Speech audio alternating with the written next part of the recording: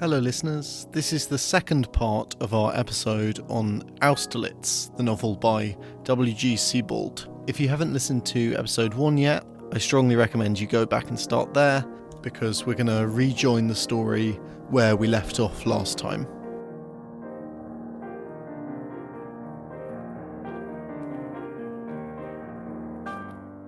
The sort of pivot of the book, the point at which all of this changes, Austerlitz up until this point has just sort of described his life, and then he describes this moment at which everything changes from him, which takes place in Liverpool Street Station in London during a renovation, which I assume is sort of 80s renovation during which all that big parade of buildings on Broadgate, and a lot of the station was built over with office developments in, I guess, late 80s, early 90s.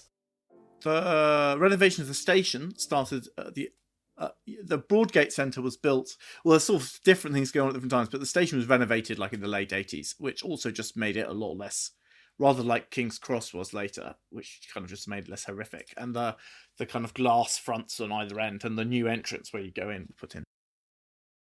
So the incident that Austerlitz describes is that for some reason he follows a guy who he's seen sweeping up into an area which has been closed off, which is the former ladies' waiting room, where he suddenly has a realisation that he has been here before.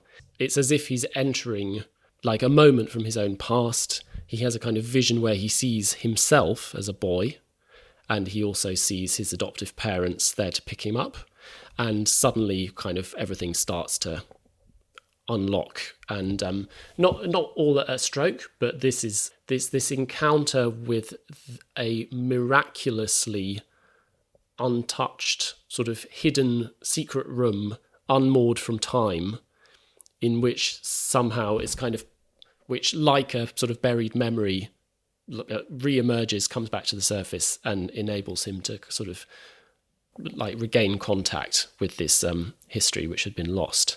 He stands there for a long time in this reverie. It's a wonderful sequence, a bit too long, even for us. I'll maybe just read a little bit. Minutes or even hours may have passed while I stood in that empty space beneath a ceiling which seemed to float at a vertiginous height, unable to move from the spot, with my face raised to the icy grey light like moonshine which came through the windows in a gallery beneath the vaulted roof, and hung above me like a tight-meshed net or a piece of thin, fraying fabric. Although this light, a profusion of dusty glitter, one might almost say, was very bright near the ceiling, as it sank lower it looked as if it were being absorbed by the walls and the deeper reaches of the room, as if it merely added to the gloom and were running down in black streaks, rather like rainwater running down the smooth trunks of beech trees, or over the cast concrete facade of a building. When the blanket of cloud above the city parted for a moment or two, occasional rays of light fell into the waiting room, but they were generally extinguished again halfway down. Other beams of light followed curious trajectories, which violated the laws of physics, departing from the rectilinear and twisting in spirals and eddies before being swallowed up by the wavering shadows. From time to time, and just for a split second, I saw huge halls open up, with rows of pillars and colonnades leading far into the distance, with vaults and brickwork arches bearing on them many-storied structures, with flights of stone steps, wooden stairways and ladders, all leading the eye on and on. I saw viaducts and footbridges crossing deep chasms, thronged with tiny figures who looked to me, said Austerlitz, like prisoners in search of some way of escape from their dungeon. And the longer I stared upwards with my head wrenched painfully back, the more I felt as if the room where I stood were expanding, going on for ever and ever in an improbably foreshortened perspective, at the same time turning back into itself, in a way possible only in such a deranged universe. Yeah, it's a wonderful passage, and I think one that really shows the attractiveness of Sebald's writing I mean, there's an obvious thing there, which is this sort of latter part is a very clear riff on Piranesi's famous prison etchings, which are these sort of strange, impossibly kind of complex, imagined in subterranean interiors with all of these different bridges and kind of accretions of masonry and things going over them.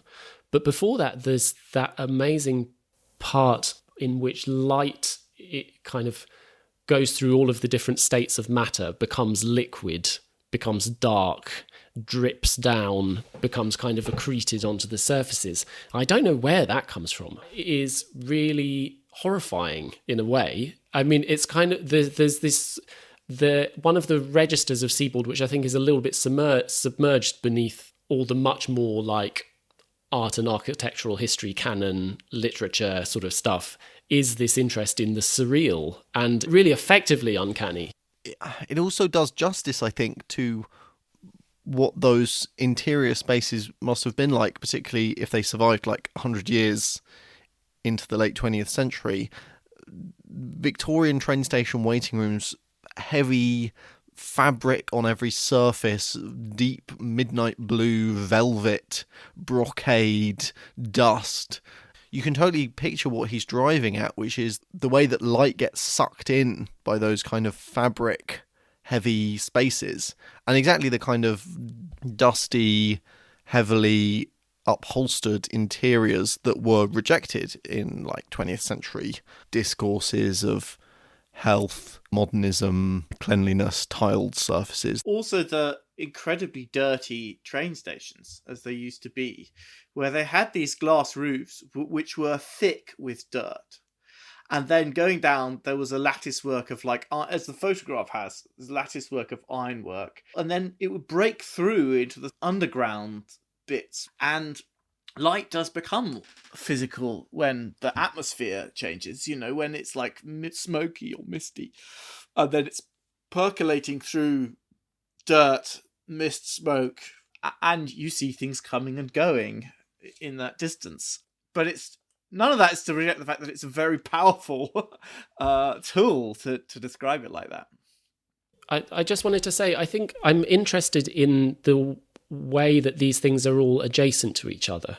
Like sort of insight, memory, kind of powerful memories, moments of sort of intuition and insight, like opening up understanding, but also sort of visual derangement, hallucination, kind of sublime or uncanny experience. They always seem to be bound together in the novel. They sort of happen at the same time. It's things, these discoveries which are made are very powerful, and they kind of knock people, they sort of knock Austerlitz like right out of the kind of consensus reality in a way. Yeah, I just wanted to say that that kind of image recurs throughout the novel, where interior spaces are threatened with being overcome by mists, miasmas, talcum powder in the adoptive mother's room early on, but later, you know, fogs, dust. When he goes to the archive in Prague, there's geraniums everywhere, and the room is really overheated. The radiators are running too hot, and the room is kind of being overcome by this geranium funk that is so evocative. Like a greenhouse that's too hot, that's full of geraniums, is such a powerful, evocative image. And it is like difficult to cut through, so overpowering. And that's the kind of recurrent pea soup atmosphere that the senses, that Austerlitz's senses, are struggling to cut through to see what's in front of him. Well, he's doing what he can to destabilise your sense of a place. The continuous long sentences and the continuous writing and layers of cross-narration, and then all these physical effects, and then you're feeling everything's overheated or claustrophobic, or everything is building up to create this sense of not really being like awake and alert in a place, but expanding out across time deliriously at the most in. Like, it's always there, but because of the terrible subject that he's addressing. Should we talk about the terrible subject, and maybe we can then talk a bit more about the rooms and spaces? You know, Austerlitz he's able to discover a bit about himself, and he's able to go back to Prague. And more than once, a miraculously preserved locked room is encountered in the novel. It happens maybe 3 or 4 times. And one of them is the one belonging to his childhood neighbour, Vera, who is able to sort of usher him into the room with the very same couch that he used to lie on as a child when being taken care of by her when she was a teenager. Nothing was changed, and she is the nanny who is able to narrate exactly everything of his life at one removed. And also the story of what's happened to his mother in Prague. The recurrent experience that Austerlitz has in the novel is that something is revealed to him, and the kind of psychological shock of finding something out from his past renders him dumb. And there's a kind of funny moment where the absolute opposite happens when he's reintroduced to his childhood nanny and finds himself in this room that that is perfectly preserved from when he was a child. Suddenly, his childhood knowledge of Czech returns to him, and he finds himself really completely fluidly talking in Czech, recalling his childhood, after being so nervous that he was writing down phrases and learning them by rote. He learns by rote the line to say to the people. The archivist has given him a list. She can speak English. Given him a list of doorbells to ring, and each door he's meant to say this password, which is do you know me? He worries that that's going to have to happen. He's going to have to go around it, but it doesn't. It just magically solves itself. But there's as if it would be too. If he knocked on a load of ordinary Czech doors in the 90s looking for this, it would be too much intrusion of the present. Yeah, I think also the idea. The image which is presented, which is of someone who essentially has had no life, no kind of development since the 1940s, and it's now the 1990s. Nothing has happened to this woman in her life subsequent to her encounter with him and his mother. Yes, she says it time passed a year like a day, which it does, because she's a memory person. But it's kind of like that with him as well. I mean, whole chunks of... He doesn't... When they go to his house later on, it has nothing in it. All of the furniture in his house and all the floorboards, all the walls are painted grey, minimalist gentrification, interior design grey. And he also has an Ottoman couch, and the Ottoman couch recurs in the nanny's room in Prague. So there's clearly a kind of... Freud obviously had an Ottoman couch, and that's where he would receive patients. Yeah, I think that this point was definitely, for me, the sort of ebb of, the moment of being most annoyed with the book. For me, there was a moment which brought it back where he starts again to describe this experience of perception, and it becomes so peculiar, and he becomes so mad that I began to believe in the mad world again. There's a moment where he's sort of sitting in the park and he's describing looking at all of the buildings, and he's observing the buildings, and he's becoming obsessed with the cracks in the buildings, which seem to him to present a particular kind of geometric figure, which then in his mind is connected to the cracks in the varnish on paintings, and which he then somehow discovers also in the roots of a particular tree, which is a tree which he used to climb when he was a boy.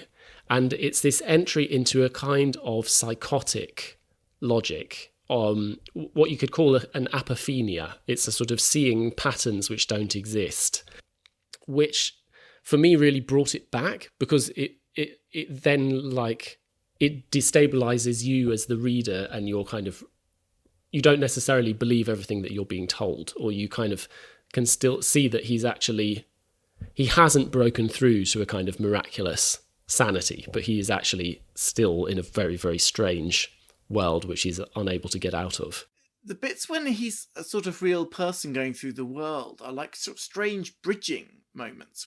He is such a magical half character that I find that when all this stuff happens to him that doesn't make any sense, it's just kind of magically revealed. It doesn't really matter. It's of course, the story is there. Otherwise, why does this character exist? There are two, like, sort of black holes orbiting each other, which are the construction of this book. One is the dark core of the Holocaust and the destruction of Eastern European or European Jewry, and the other one is the character of Austerlitz, who is a non-character who is sort of like a mind's eye sent out to kind of orbit it. I think that's one of the ironic and I think deliberate relationships that Sebald is making between his own writing and these 19th century German writers that he's drawing on stylistically, because their great works are all in the tradition of Bildungsroman, which is a form of novel which is about the story from childhood to adulthood of generally a young man.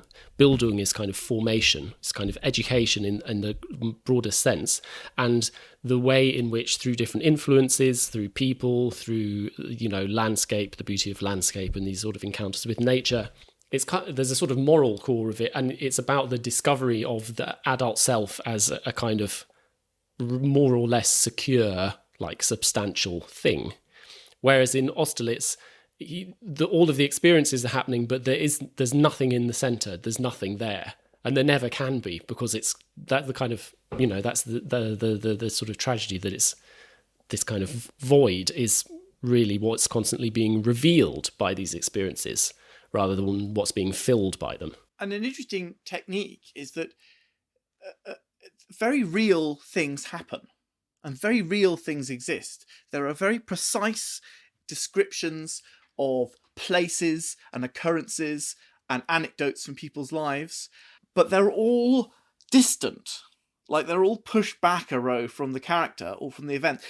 And then when we get nearer to Austerlitz or nearer to the Holocaust, things are described as second degree. You know, we hear a commentary on a first-hand account of the ghetto, which is an extremely, in reality, compendious and precise work, and it's described as its precision is described, but at another remove.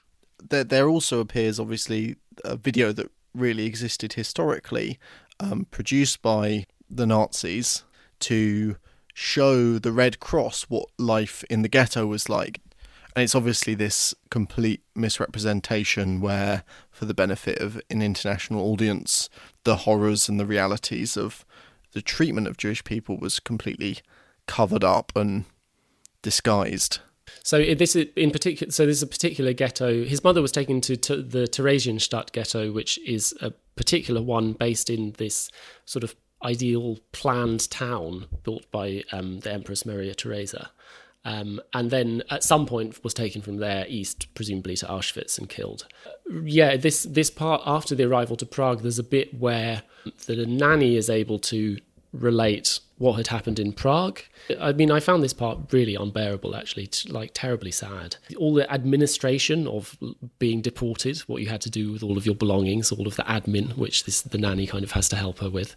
And then going to Theresienstadt, and then the sort of trails goes cold at that point, although Sebald, or Austerlitz himself in the book, visits it and takes some photos. The description of Terezin, I think, must be that he went there and describes exactly what he saw, because he describes, I go around it on Google Street View, and yes, there are essentially two shops, one of which is this weird knick-knack shop and the grocery. There's nobody there. I mean, there's lots of cars in the real photographs now, because people do live there, but it is weirdly empty because there are no businesses.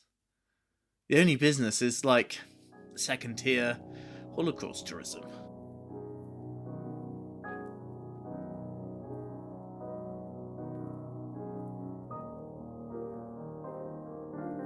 So speaking of undiscovered rooms, mysterious places long submerged in the collective memory, traces of history, we are again sponsored by Blue Crow Media, publishers of architecture and design maps.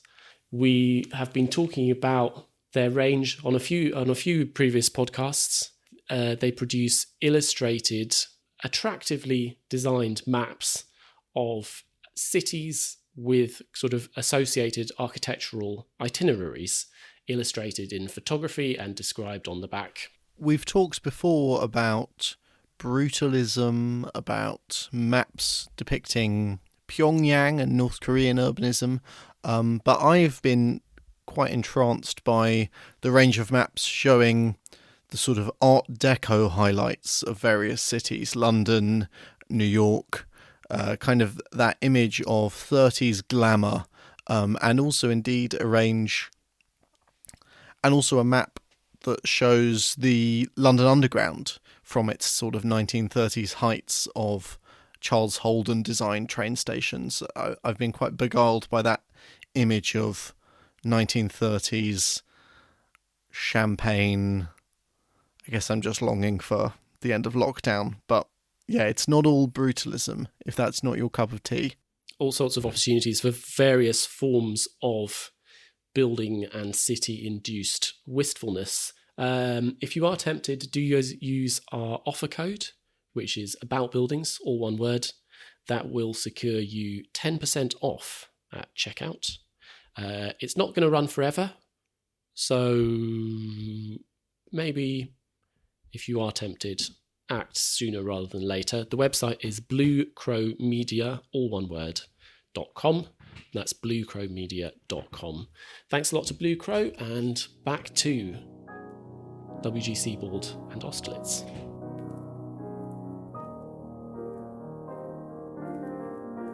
There's a good passage also. So he looks in the window of this antiques shop, which I think is kind of important because it's about this moment where this attempt to interpret everything and to sort of make connections fails and collapses into this endless series of questions about the knickknacks in the window.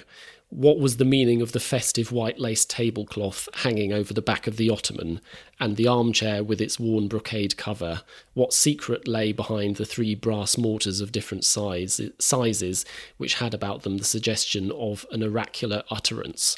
Or the cut glass bowls, ceramic vases, and earthenware jugs, the tin advertising sign bearing the words Theresienstädter Wasser, the little box of seashells, the miniature barrel organ, the globe-shaped paperweights with wonderful marine flowers swaying inside their glassy spheres, the model ship, some kind of corvette under whole sail. It goes on and on and on and on, but like at a certain point there's a picture of a river going around Japanese fan, which becomes, in the way that it's unfolded, like a river flowing endlessly into itself, becomes this sort of imponderable mystery. Certainly those descriptions for me evoked the piles of confiscated belongings initially in the nanny's account of the deportation of Austerlitz's mother to the ghetto. The kind of image of the enormous pile of confiscated goods outside the train station in Prague. And then later, when he's at the newly built Bibliothèque Nationale in Paris, Austerlitz learns about the warehouse next to the train station, the Gare d'Austerlitz, which similarly was where the Jewish inhabitants of Paris's belongings were sorted through and administrated and collected before they were deported. And I always kind of read that in conjunction with his own house in London, which is totally empty. He doesn't have any of these kind of knickknacks or personal belongings or anything in his house. It's totally Spartan and sparse. And I always kind of read that as being about the way that he's unable to live a normal life, that this is something that's been taken away from him, that he lives a kind of empty existence. I think that's part of it, but they're also, I mean, part of the stuff about bourgeois knickknacks is that they are meaningless. There's a famous essay by Roland Barthes where he talks about, like, what's the function of all of these bourgeois knickknacks that appear in descriptions of rooms in Flaubert stories and these kinds of things.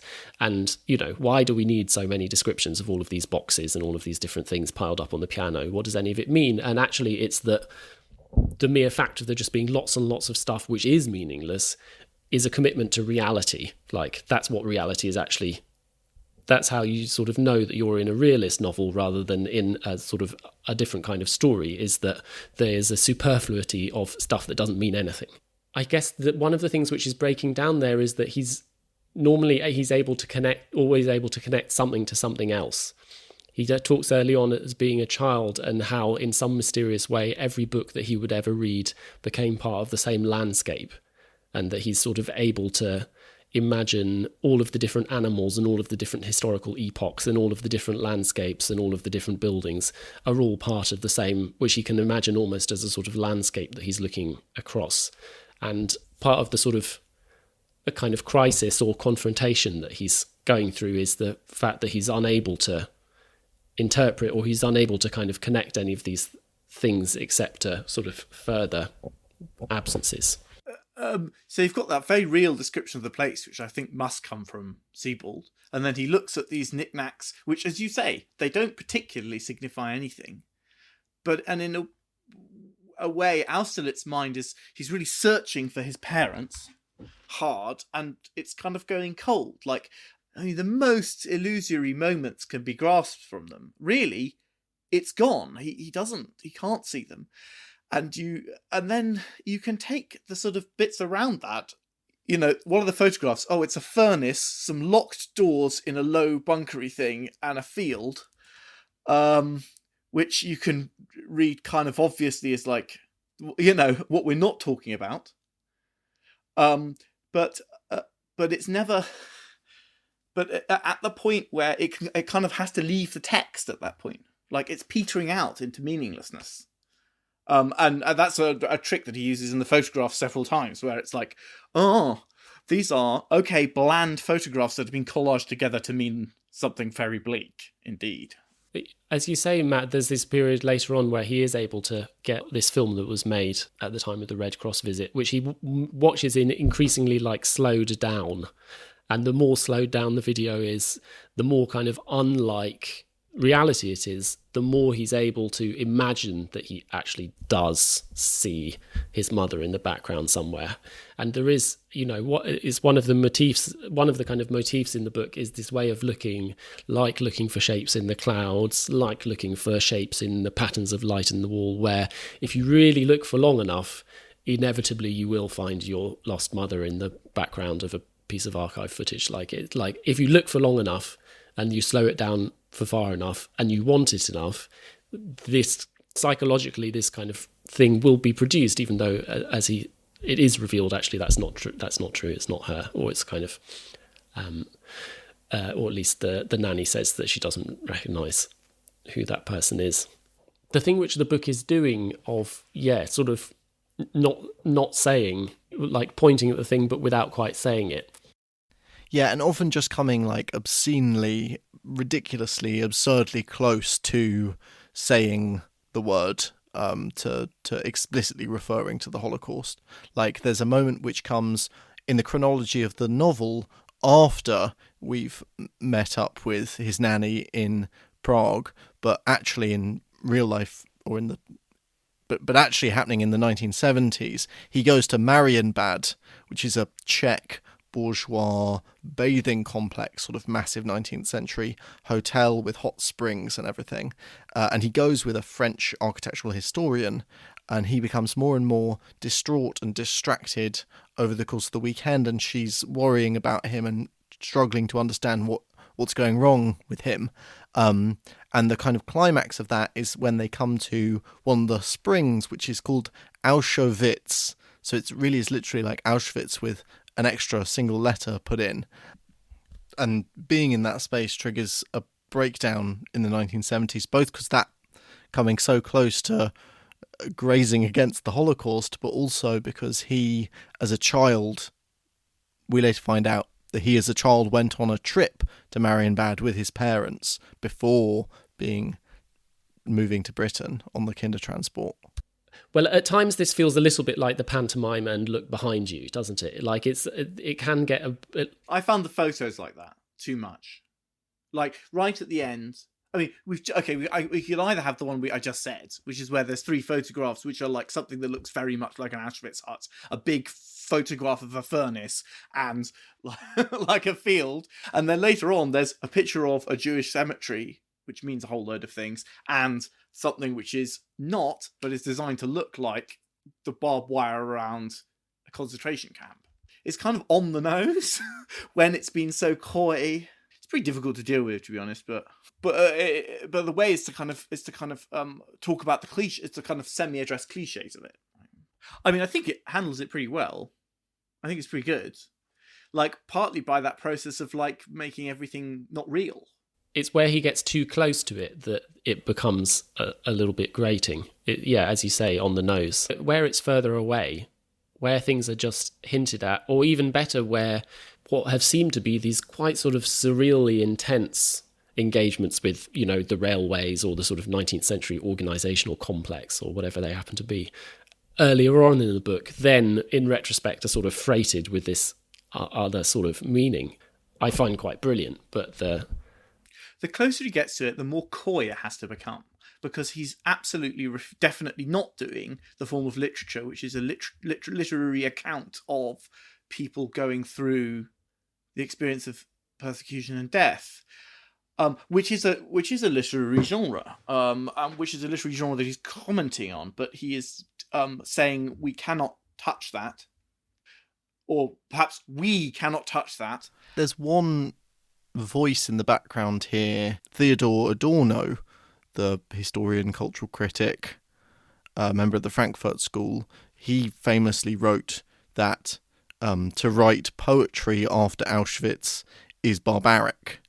It signals a certain recognition of the impossibility of representing and the impossibility of talking about, and the deep, profound impact that the historical fact of the Holocaust has had on artistic and cultural production, and the really difficult questions that come with trying to write something that addresses directly the historical fact of the Holocaust.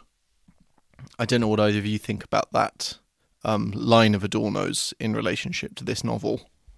I can tell you what I think Sebald is trying to do, which is that he is exactly trying to find a way to break down the scientific. He can't go there, and he can't analyze it precisely.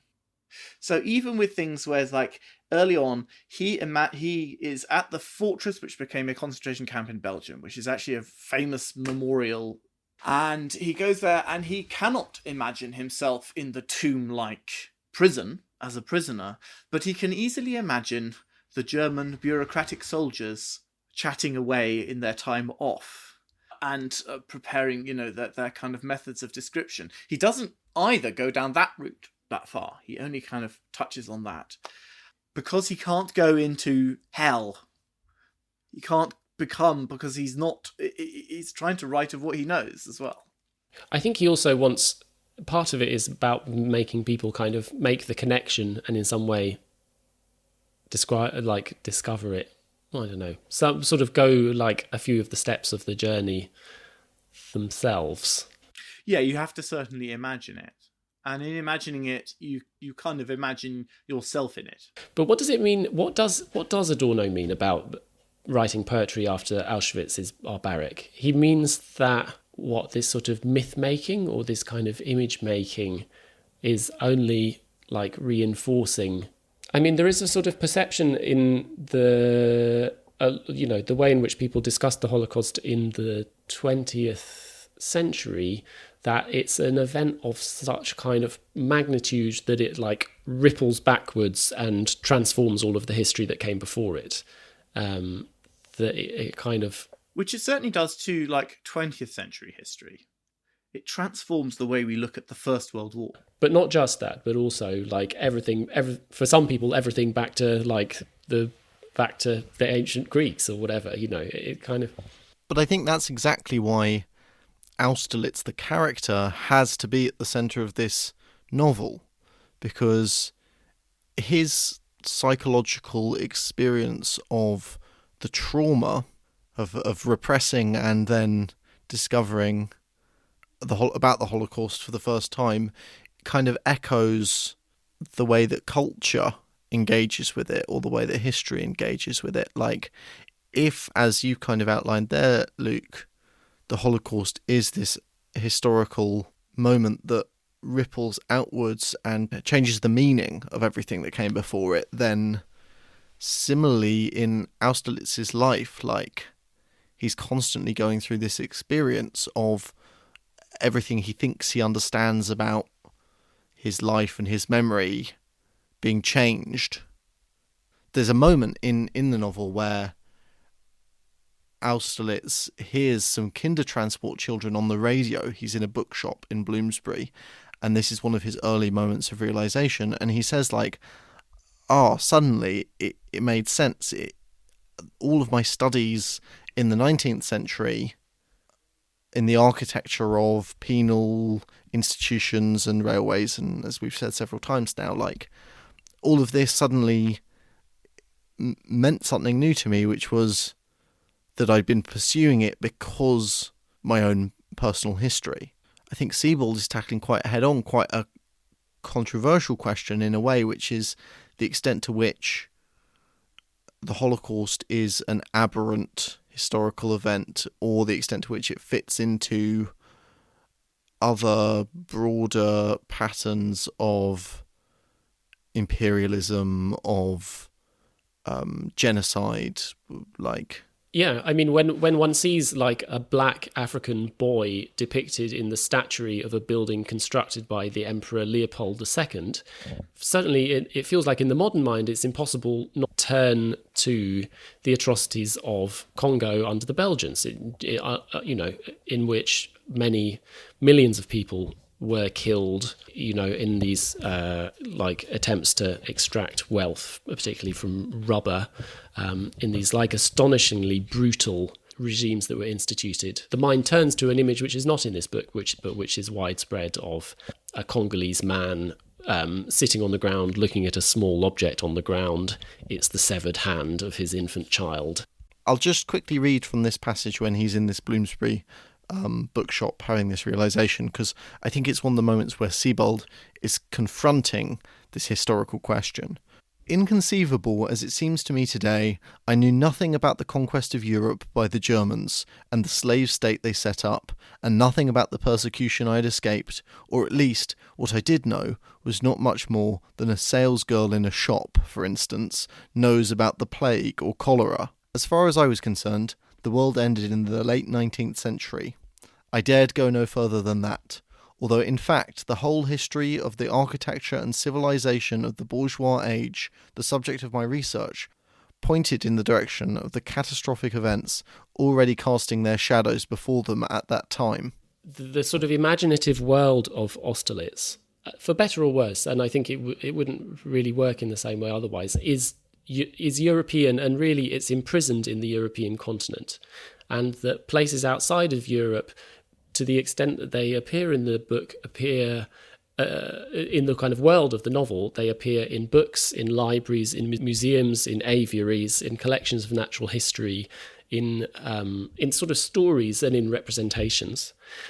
So I think that that's one of the things that the kind of non-presence of the imperial kind of genocides, of imperial kind of brutality in the novel, is partly about that.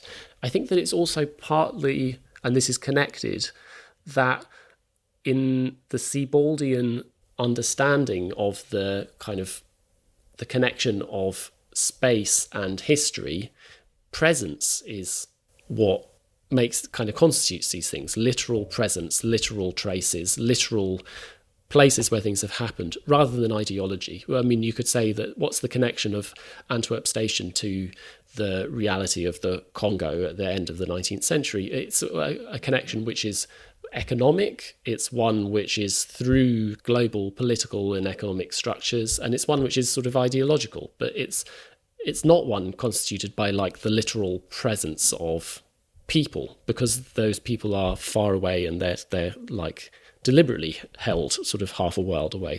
It's not just the imperial consequences of the capitalist age, which I think are like leading it on. It's not just that it's imperial, which was the condition of things before. It's not like that they invented this cruelty, exploitation.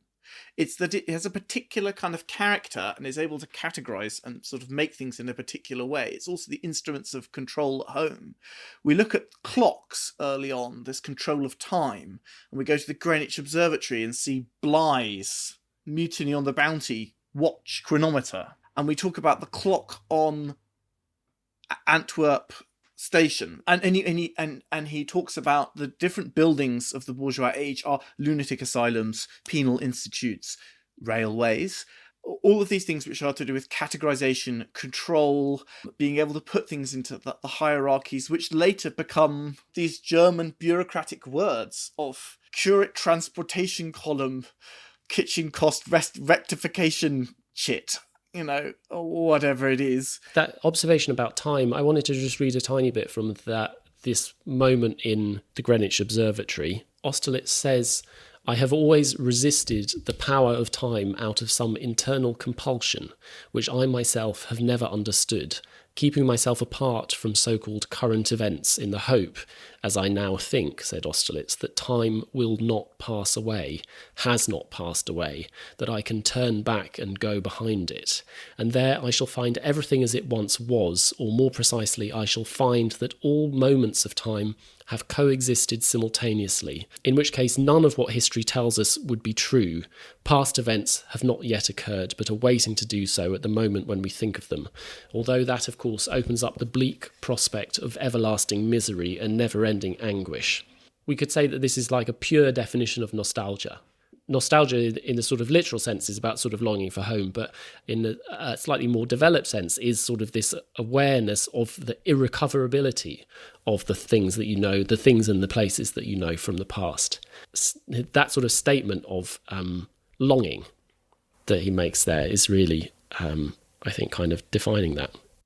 At one level, sure, he's chasing against, or he's like pushing against this kind of like ordered control time, which is part of this capitalist age.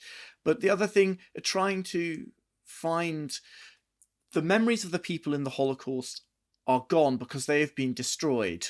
What is left is like these tiny chinks that he's able to access things through other people's memory, through records, but they are just tiny glimpses because it has mostly been destroyed. He is not able to go round the back of time because memory has gone. Bits of it survive, but it's mostly gone. For me, I think that these miraculous sort of locked secret room survivals do in the end function as a way of heightening the poignancy of that, for all their like unrealism. At one point in the book, he and Austerlitz go into a room which has been locked and left unchanged for 150 years in a house that has otherwise been significantly demolished. There's this billiards room where the notes left by the man who was the eccentric astronomer playing billiards in between his like observations or when the sky is cloudy is still there. Everything has been left unchanged. Nothing has been changed at all in 150 years. I think Austerlitz visits the country house whilst he's an undergraduate at Oxford with his school history teacher who's come to visit him, and he's going out on these extremely classic journeys to see the ruins of the dilapidated country houses. And I think that the house in question, as well as being ruinous, was used during the Second World War as an infirmary and a hospital, as many country houses actually were, but that the grandson of the billiard-playing astronomer, that he protected these rooms himself from by kind of hiding them away or locking them up, stopping them from being encroached on. Well, yeah, he's managed to hide just a couple of rooms, but most of it has been, and lots of it actually I think is ruinous and he uses, there's a famous photo which I think is of a Robert Adam house of this amazing plaster room full of sacks of potatoes, which I have seen elsewhere. It's a sort of famous post-war photo. Yeah, no, there's this sort of poignant moment where the owner of the house talks about going back into his old nursery which has been then preserved for like 50 years or something, and seeing some notches which he cut on his bedpost in a rage as like an 8-year-old. Yeah, when they were sending him away to boarding school. Yeah, and then he's again becomes filled with rage and has to go out and shoot his gun at things. And it's like, I mean, I think that is part of what Sebald's in touch with, is the feeling of being a child. You think he has a real feeling for the kind of richness and the sort of power of Thule-like emotions as a child. And it sort of fades out like that. No, the book has no resolution. We just stop hearing from Austerlitz. Tries to discover what happened to his father. He doesn't really make any progress with it. He's going to carry on trying, but he's not going to succeed, probably. And that's it. We kind of end with him back in Belgium. We end up back in Belgium, getting like the last train to Mechelen in the twilight. Yeah, he's lent us some. Well, and we have a premonition, but he's lent us his keys so we can stay by his house, which he informs us is next to, which it is, the Ashkenazi cemetery, which has been alluded to and not really mentioned right at the beginning. But that, I think, is the oldest Jewish cemetery in London. There's a passage I'd just like to read where Sebald kind of produces this beautiful image of language as being like a city. And I think it says something about his depiction of both psychology, but also the kind of world that the novel exists in. If language may be regarded as an old city full of streets and squares, nooks and crannies, with some quarters dating far back in time, while others have been torn down, cleaned up and rebuilt, and with suburbs reaching further and further into the surrounding country, I was like a man who has been abroad a long time and cannot find his way through this urban sprawl anymore, no longer knows what a bus stop is for, or what a backyard is, or a street junction, an avenue, or a bridge. The entire structure of language, the syntactical arrangement of parts of speech, punctuation, conjunctions, and finally, even the nouns denoting ordinary objects, were all enveloped in impenetrable fog. And this is during a description of Austerlitz's sort of first big breakdown, which is accompanying his rediscovery of his past. So it's yeah, as you were saying earlier, George, it's a kind of description of writer's block in a sense, but it's a very strange one.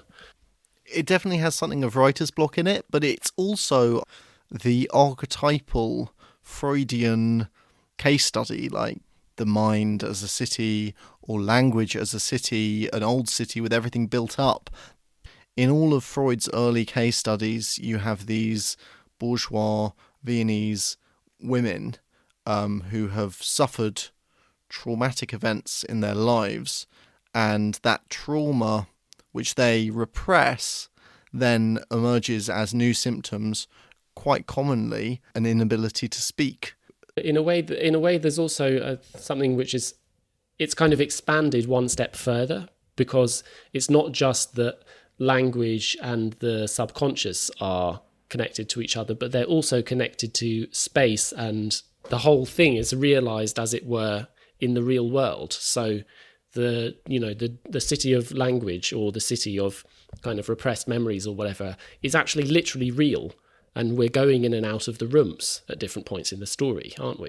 The process of making the metaphor of like the city of history, the city of time real, is the point when the mind is not able to locate itself in the present, but it kind of expands out and is able to kind of like be in touch with magical or like historical connections, which, whether they are leaning on Austerlitz's knowledge of certain things having occurred in the past, this is the site of the old Bedlam hospital, this is where there are graves, or it is actually magically real and genuinely haunted, like the ghosts at the beginning, that actually in the world of this novel echoes of things are able to like bubble up through time, or it's just his knowledge and his repressed memory. In a way, the metaphor may manifest is one side of the sort of hearsay, the doubt.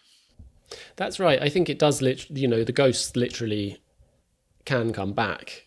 I mean, except for the ones that really matter, obviously, which are his parents, who appear only in a dream where he knows they're about to come back, but they don't. I was reminded when you were saying that, George, about there's a bit in the Rings of Saturn where he's sort of sitting on a bench on the Norfolk coast, and then, as if by magic, kind of literally is seeing this famous naval battle which occurred just off the coast, and sort of seeing all of these things before his eyes unfolding. But like a good ghost story writer, he leaves room for doubt, and he does that by abstracting these sort of magical things. They're very real in the account, but the account is hearsay. Maybe I'll just read this. This is from shortly after the kind of Prague bit. He's visited the trade fair building, which is the site of this sort of sorting of belongings from all the deportees. Only towards morning did I sleep briefly, but even then, in the deepest unconsciousness, the flow of pictures did not cease, but instead condensed into a nightmare in which, from where I do not know, the North Bohemian town of Dux appeared to me situated in the middle of a devastated plain, a place of which all I had previously known was that Casanova spent the last years of his life there in Count Waldstein's castle, writing his memoirs, a number of mathematical and esoteric tracts, and his 5-volume futuristic novel, Icosamaron. In my dream, I saw the old Rouet shrunk to the size of a boy, surrounded by the gold-stamped rows of books in Count Waldstein's library of more than 40,000 volumes, bending over his writing desk alone on a bleak November afternoon. He had taken off his powdered wig, and his own sparse hair was wafting above his head in a little white cloud, like a sign of the dissolution of his corporeal being. He wrote on, his left shoulder slightly raised. There was nothing to be heard but the scratching of his pen, which stopped only when the writer looked up for a couple of seconds, and his watery eyes, already half blind for long-distance vision, sought what little brightness was left in the sky above the park of ducks. On the other side of the enclosed land, in deep darkness, lay the whole region extending from Templice to Most and Chomutov.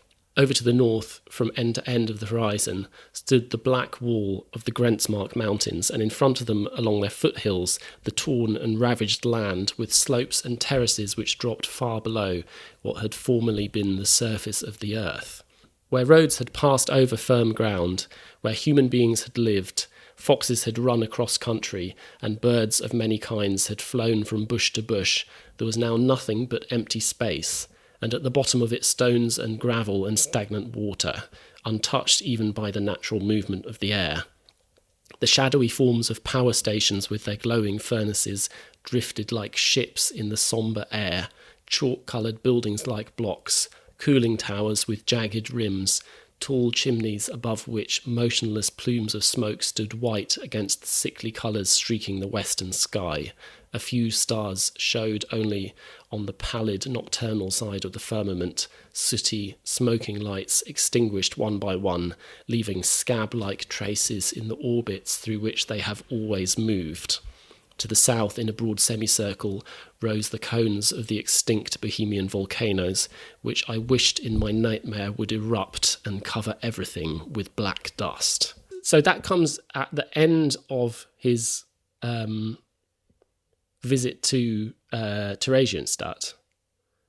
And it's a sort of bizarre kind of revelation landscape, but which is reached via thinking about Casanova in his retirement. I love it. I don't know what on earth to make of it. It's kind of like what does it remind you of? Purely in terms of the landscapes, that actually makes me think back to Tarkovsky. The cooling towers, the water, the mists. It's straight out of Stalker, isn't it? I would say. There's a lot of Tarkovskian memory, but it also is just Casanova had been this bright flame, but is living out his last days sort of slightly broken and almost monastic. And it's very like the end time. The mountains which loom over Theresienstadt explode into volcanoes, like the sort of Wagnerian twilight of the gods, and destroy everything. But the world has also become a kind of grave, like everything is excavated down to sand and water. There are lots of things which that means a little bit, but actually there's too much of it. But that's what dreams are like. They're not like very coherent. They're full of irrelevant details. It's gone far into a world beyond like subtle hints towards what maybe you should think about a little bit, into a kind of sort of amazing and apocalyptic universe of its own. Well, but a lot of the book is full of stuff which isn't just... It's filling out the life with anecdote which doesn't necessarily directly connect to anything, but is kind of necessary in making the story more real, or making the story more grounded in a sort of reality. Like, otherwise, why else have all of this build-up of his youth? Well, it's making him into more of a thing. It's starting you off in a more gentle place. I don't think you can just dive straight in to the Holocaust without resorting to cliche, rather like the person's description of the Battle of Austerlitz. You can't dive straight into trying to describe the battle. It will become meaningless. Yeah, when they're learning about the Battle of Austerlitz when he's at school, the anxiety is that every time they try and describe anything, they just fall back on these cliches, like the gallant soldier wounded falling from his horse, all these kinds of images, because there's no way to actually do justice to both the horror of it, the actual horror of it, but also the inanity of it. And I think there's something there with the Casanova thing. It's that you can only forge these ways of talking about real life and actual experienced history by sort of clobbering together these past images, these stories, these myths, these ideas, these cliches. I think that's absolutely right. But I think it connects to one other thing, which is that in some way it's important that Austerlitz is old, and that there is something about being old. He talks about himself at one point as being almost rather melodramatically, as being almost on the threshold of death, which he's not really at all, but he is in approaching old age. And I think that there is something about aging and one's own sense of mortality, which is, I think, is proposed as being necessary to understand these things, that they become more real and more horrifying when you're no longer young. There's something about your awareness of fragility and your awareness of kind of pain. Maybe. I think I felt it more, actually, in my early 20s, when I was more immediately in contact with the emotion. Whereas now I look at it and I see this person writing it, and relationships like that, and the construction more, and perhaps more kind of emotionally settled as a person as well. Yeah, I think I'm the opposite. I mean, I'm yes, certainly more emotionally settled, but I found it much more horrifying this time. I found these sections about the deportations, these sections about the ghetto, really very difficult to read, and all the more difficult for, I think that the kind of lightness of their treatment makes them all the more kind of effective. Actually, they're very powerful. You don't need to over egg it. It's quite substantial anyway. I think part of the reason for Casanova, again going back to that, is that the text is continuous.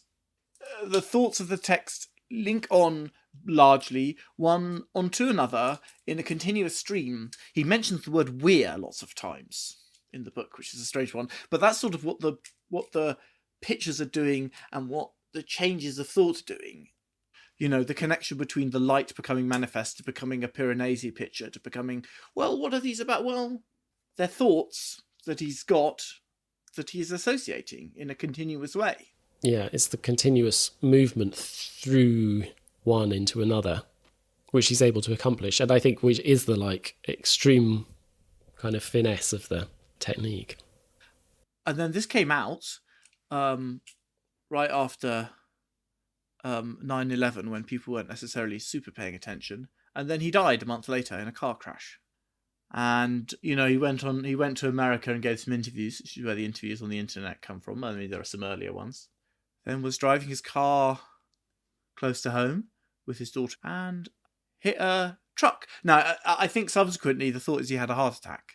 But at the time, it was this sort of, he suddenly died in a kind of, in a very Sebaldian way. Something tragic happened out of the blue. Yeah, snatched away. Incomprehensibly. And he wasn't super old. No, he's 57, I think. Yes, or no, maybe younger. So even. you know, although Austerlitz maybe was a bit young to be having premonitions of doom, perhaps Sebald wasn't.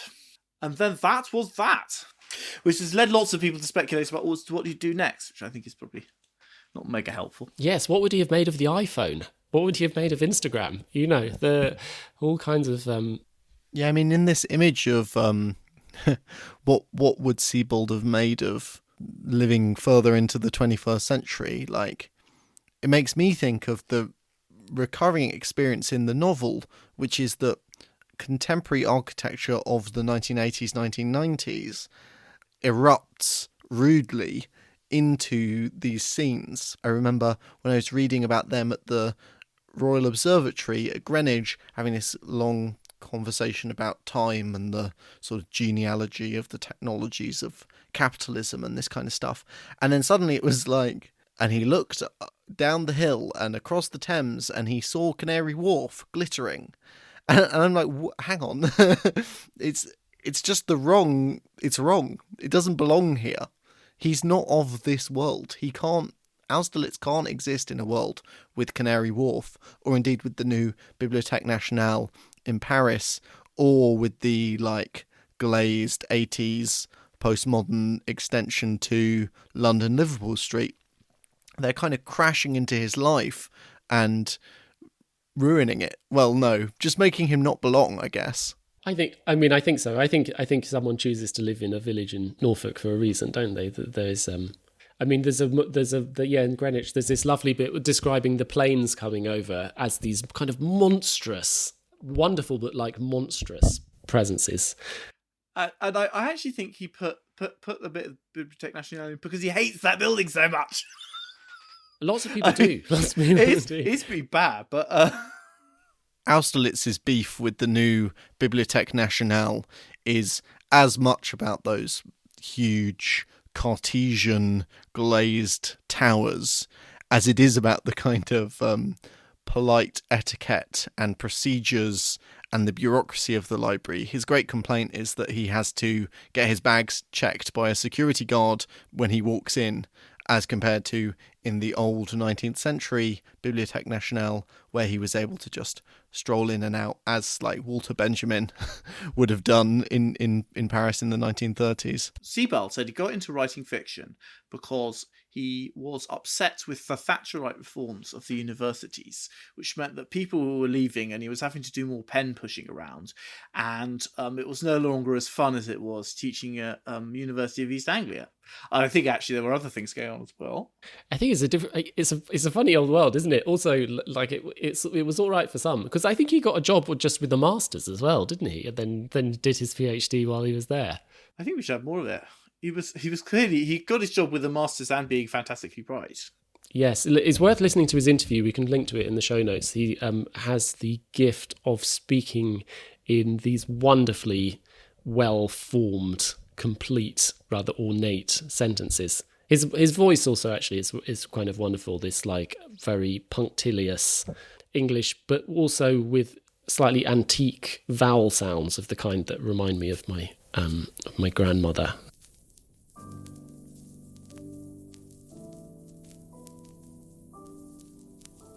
Well, thank you very much for that. Lovely of you all to join us. On the bonus, we will be dipping into some others of the Sebald oeuvre, of which I guess the big ones are the Rings of. We'll talk about the Rings of Saturn. I guess we might speak. I think it would be nice if we could speak a tiny bit about the natural history of destruction. But yes, thanks. Lovely to have you with us in 2021. Thanks to everybody who supports the Patreon at patreon.com/about_buildings. We've had a rash of new subscriptions early in the new year. All of that money goes towards helping to run the podcast, to keep the content coming. And, the reward for all that good work is that you get to listen to our, growing catalogue of bonus episodes, of which I think there may be as many as, I don't know, there are sort of 40 or 50 of them now. There's plenty there. Yes, thanks to all of you who do, and do consider it, those of you who don't. If anyone feels minded to write a review, like a good one ideally, always appreciated. Thanks very much to Matt for editing the show. Yeah, and as always, everyone should come follow us on Twitter and on Instagram at about_buildings. I post lots of images, relevant images, all the buildings and everything you can come see on those platforms. Yes, thank you so much for listening and for subscribing. All right, well, thank you all very much for listening, and goodbye. Good night. Good night. Bye-bye.